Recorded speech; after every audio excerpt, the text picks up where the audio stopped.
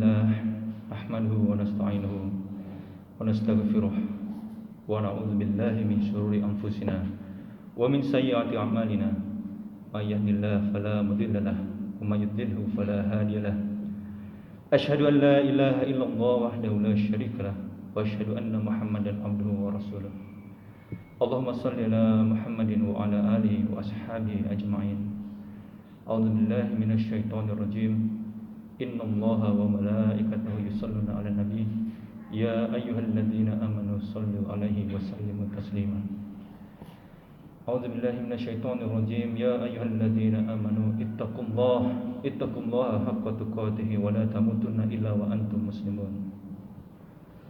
Alhamdulillah, segala puji dan syukur kita panjatkan, kita aturkan kepada Allah Subhanahu wa taala yang telah memberikan kepada kita kesehatan, keselamatan dan berbagai nikmat lainnya sehingga kita dapat berkumpul pada hari ini untuk melaksanakan ibadah salat Jumat berjamaah. Tak lupa salawat dan salam kepada junjungan kita, Nabi kita Nabi Muhammad sallallahu alaihi wasallam yang kita harapkan syafaat dari beliau di yaumil akhir kelak. Kemarin kita telah merayakan suatu peristiwa, yaitu Tahun Baru Islam 1 Muharram 1442 Hijriah. Tidak terasa sudah 1442 tahun semenjak peristiwa hijrahnya Nabi Muhammad SAW ke Madinah. Bagaimana sejarah Tahun Baru Islam?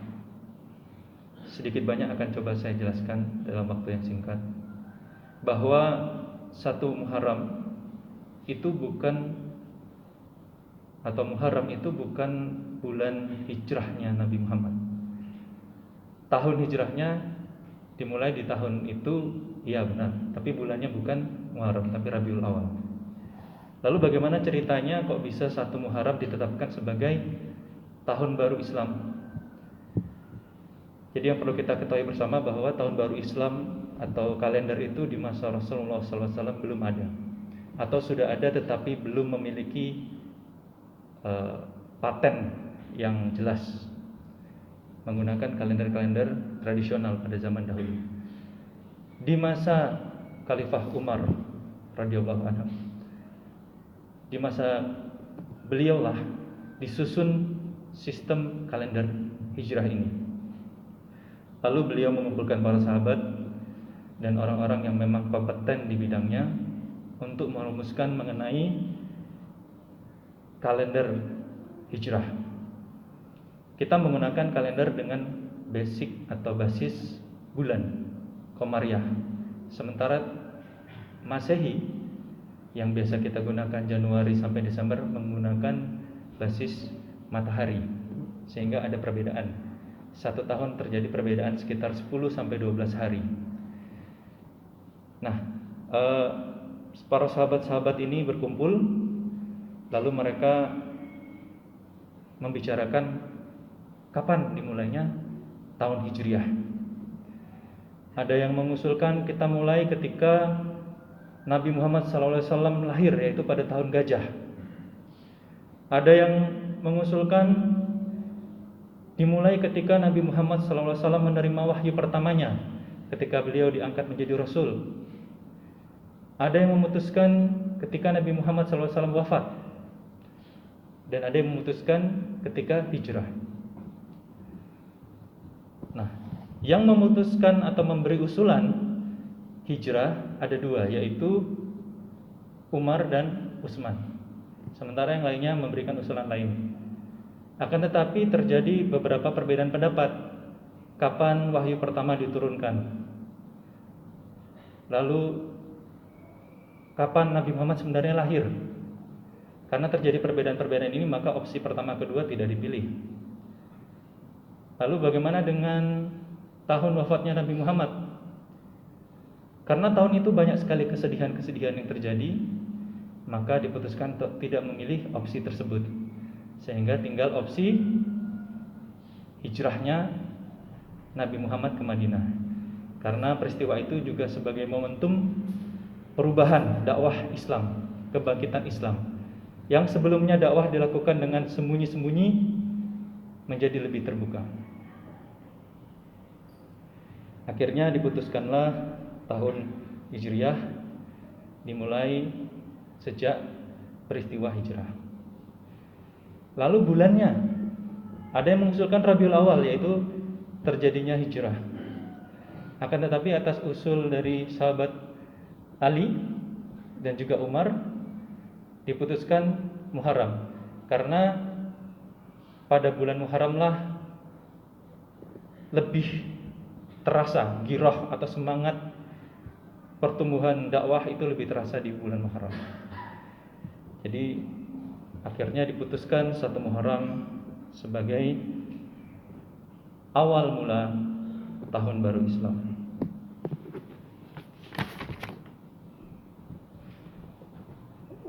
Ada pula yang berpendapat bahwa 1 Muharram ini adalah awal mula Nabi Adam diturunkan ke bumi, dan banyak peristiwa-peristiwa besar lainnya yang terjadi di bulan ini. Kita sebagai umat Islam hendaknya memaknai peristiwa tahun baru ini dengan bijak, tidak melakukan perayaan yang berlebihan, akan tetapi lebih kepada hakikatnya, yaitu tahun yang baru. Kita berharap amalan-amalan kita meningkat, diri kita berubah menjadi lebih baik,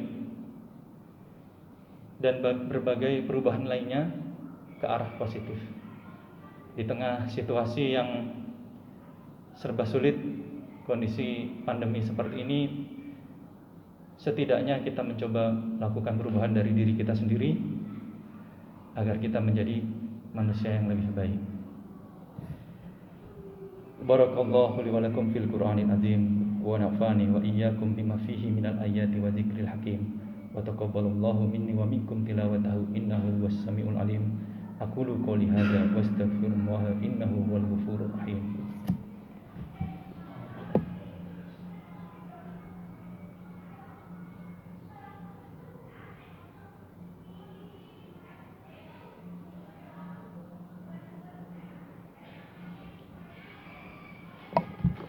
Alhamdulillah, alhamdulilladzi arsala rasulahu bil huda wa dinil haqq liyudhhirahu ala dini kullihi walau karihal musyrikun. Asyhadu an la ilaha illallah wa asyhadu anna Muhammadan abduhu wa rasuluh.